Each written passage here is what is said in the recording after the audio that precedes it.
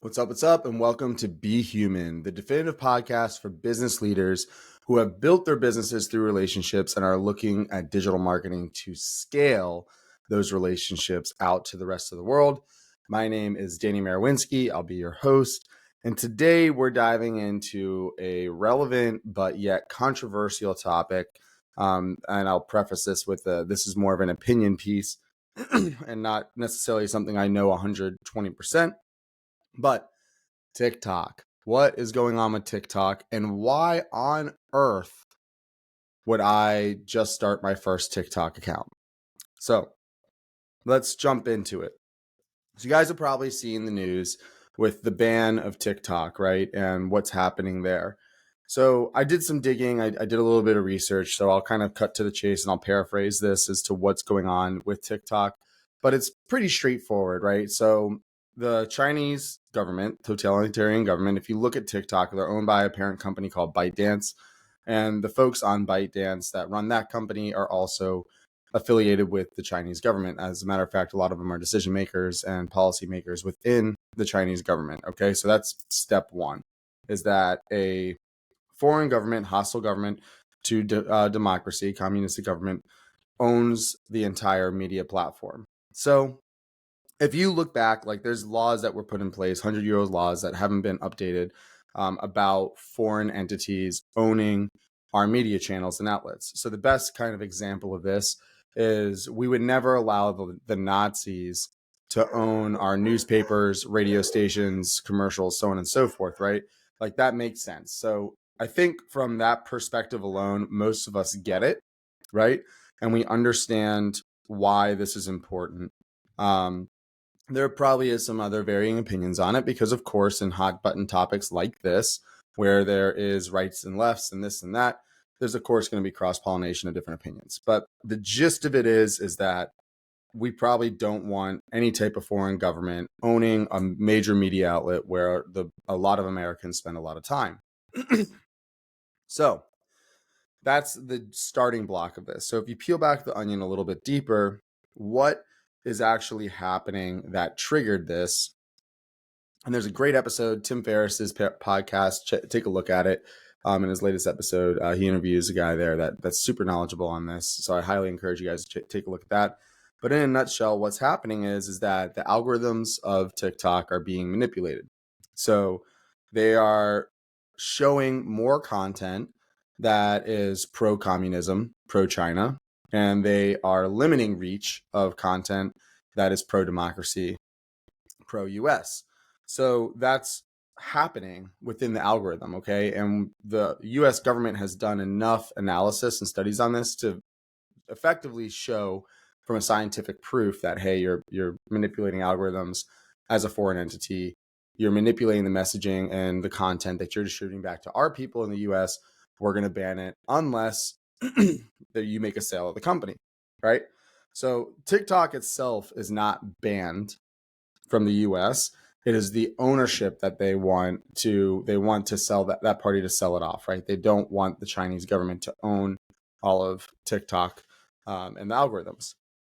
Now, why on earth in this process, a lot of people are probably like, screw TikTok, right? I've heard it from a ton of folks that this is kind of the nail in the coffin for them as to why people aren't using TikTok. I'm going to look up a quick stat here. But the big thing to realize is that a lot of people were shrugging off TikTok for many years. So a lot of folks were shrugging off TikTok for quite some time and saying, oh, it's a dance platform. It's little kids stuff. There's no relevance in marketing there, right? And back in 2020, I actually pitched, and I mentioned this in previous episodes, but I actually pitched a government contracting business. I was like, hey, you guys should consider being on TikTok. I got laughed out of the room. Fast forward a few, like almost a year later, individual from one of the top 4 accounting firms came in. They're talking about how they found this software from their son who found this guy on TikTok, and they ended up making a $250,000 license purchase with that platform, right? So, or through that platform. So there's reach still there on TikTok. As a matter of fact, Today, as of today, 18.68% of all Americans with mobile internet log into TikTok daily. Okay, 20% of the US population is on there every single day.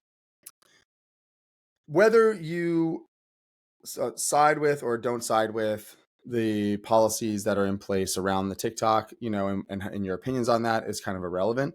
Also, if you're not posting propaganda out there, also then irrelevant. So excluding those two factors, let's just talk about the truth of what's behind this. We have 20% of the US population on that platform every single day.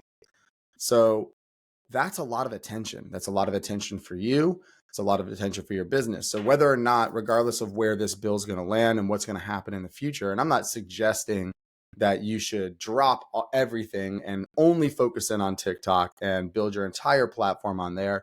I do not recommend that. But from a marketing perspective, marketers are opportunistic, right? I am also opportunistic, and I see the opportunity here while we're going through this process of what's going to happen with TikTok. We have until January of 2025 for something to happen. So what I am predicting is TikTok's going to start to adjust the algorithms. And if I had to make a guess, they're going to do a couple things. One, they are going to, I believe, increase reach for US creators. I think that we're going to see that US creators are going to start to expand on their reach. Why? Because they're probably trying to win over the general populace. They realize that they got 20% of US citizens on there. So they're like, well, hey, if we can beef this up for the US citizens, we'll get the US citizens on board to help us retain ownership, so on and so forth. So I believe that we're going to see that over the course of the next 6 to 8 months. And as a matter of fact, just giving you guys some real data on this. So I started up our TikTok account for this podcast. So if you go to @just_be_humans, you can see, and I'm literally just resharing the stuff that you guys are probably seeing come out on my LinkedIn. I'm not differentiating my content at all. Well, without doing much work aside from just posting, and I'm posting through our CRM system that automatically schedules these things, I'm just looking at the numbers. 220 views, 209, 219, 234, 216, 484, 527, 513, 537. If you just add up these numbers of some of these videos that we've shared, that's over 3,000, 3,500 plays of new eyeballs on this content from doing nothing more than just simply creating that account and auto posting to it. Now, from a creator standpoint, there is opportunity there. And I believe what we will see is that our reach on TikTok is going to expand as time goes on and as this ban and this bill matures, right? And I believe that they're going to do that for such a reason to, again, try and win over the populace here in America. So I see a huge opportunity. I see a very big opportunity for marketers, for people that are trying to start something, to why not leverage this reach that we're about to go through. And again, this is all based on opinion, okay? I don't know. I don't have clairvoyance into their developers or their algorithms. I don't know this to be a fact, but I'm just making the assumption based off of the current circumstances. But I do believe that we're going to see the reach grow. And as a matter of fact, that same content that I shared on TikTok, I also shared on Instagram, shared on Facebook, shared on LinkedIn. And the reach so far, TikTok's far outperforming the reach of the other platforms. Okay. So there is an opportunity here for us to help capture attention. And why not leverage the platform while we're in this flux state? And by the way, I also post on X. I get 0 engagement there.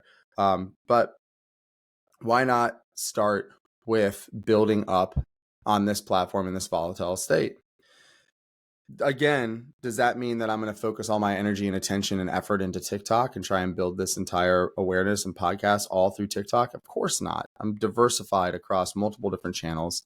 That's why we're on every single major podcast broadcasting platform, why we're on YouTube, so on and so forth, right? So we're definitely, diversifying our reach. But what's preventing, or why would I guess, not capitalize on the attention that I can gain through TikTok. Now, there's another round of this that I think all of us have some fear, and I'll address it, because the Chinese government own that. Can they hack into your phone systems? Can they hack into your Internet of Things, so on and so forth? Do you increase your vulnerability? Possibly, right? I don't know that direct answer. And I'm sure, especially in the GovCon space, there's a lot of you that are like raising eyebrows at this concept.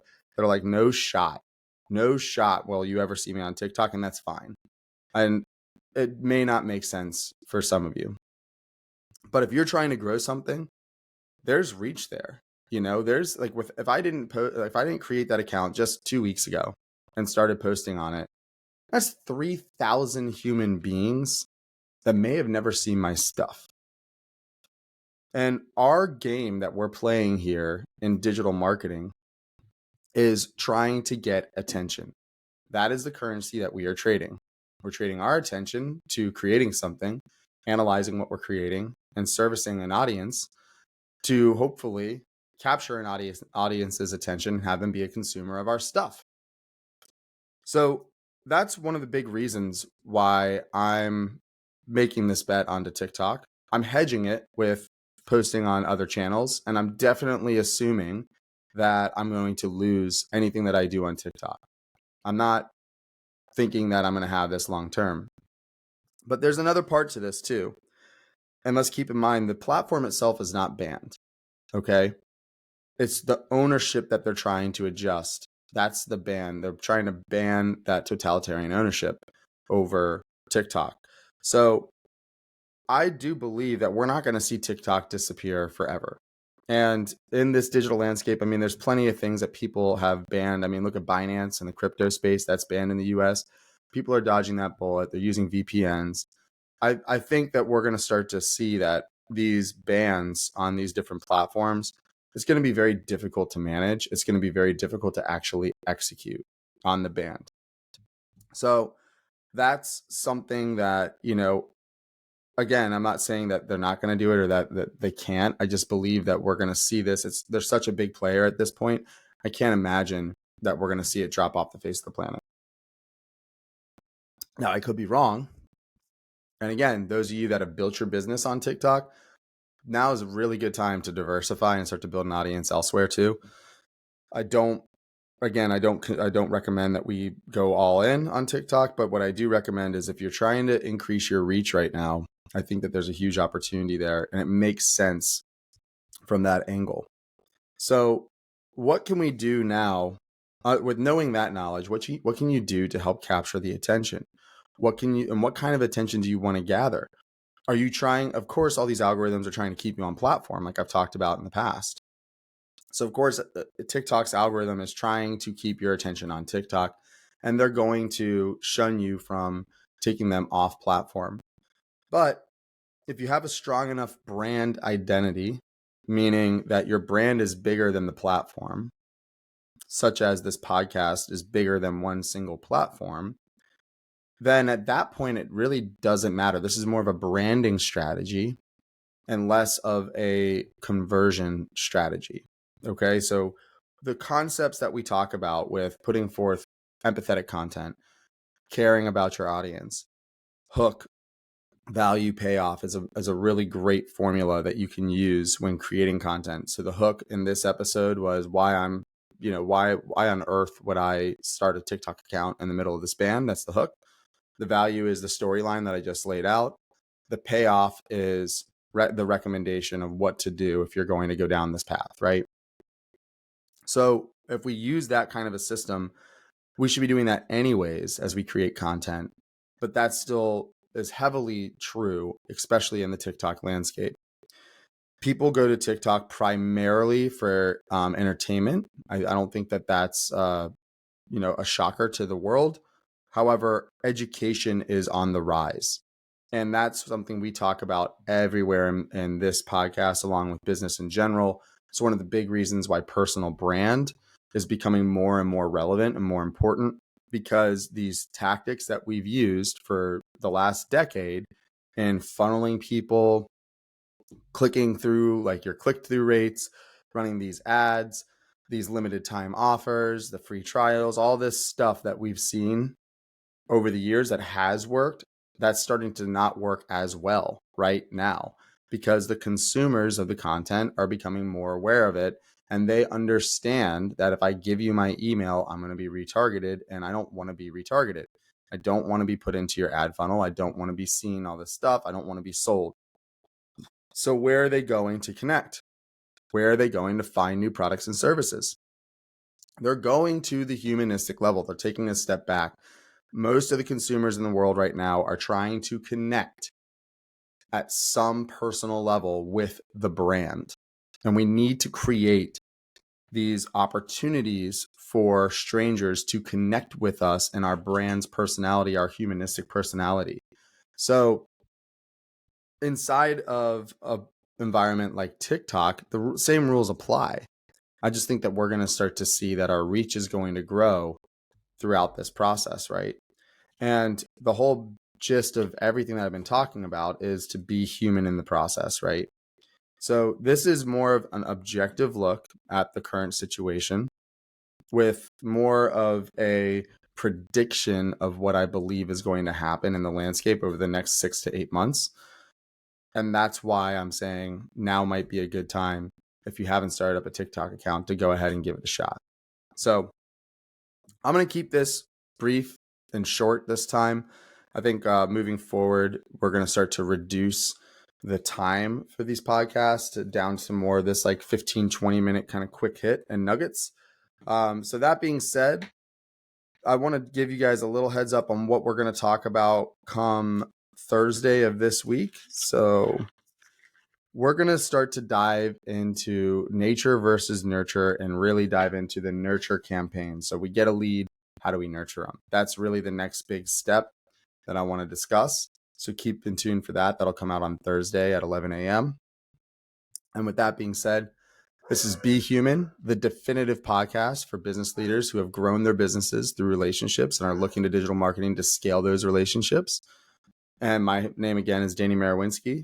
I thank you for your time. The only thing I will ever ask is if you found this podcast interesting, please leave us a review and maybe share it with somebody else. My message here, our mission here is just trying to help as many people as possible. So you can definitely help our mission by sharing us with others and leaving that review. It means the world to me. It means the world to the team that's working on this.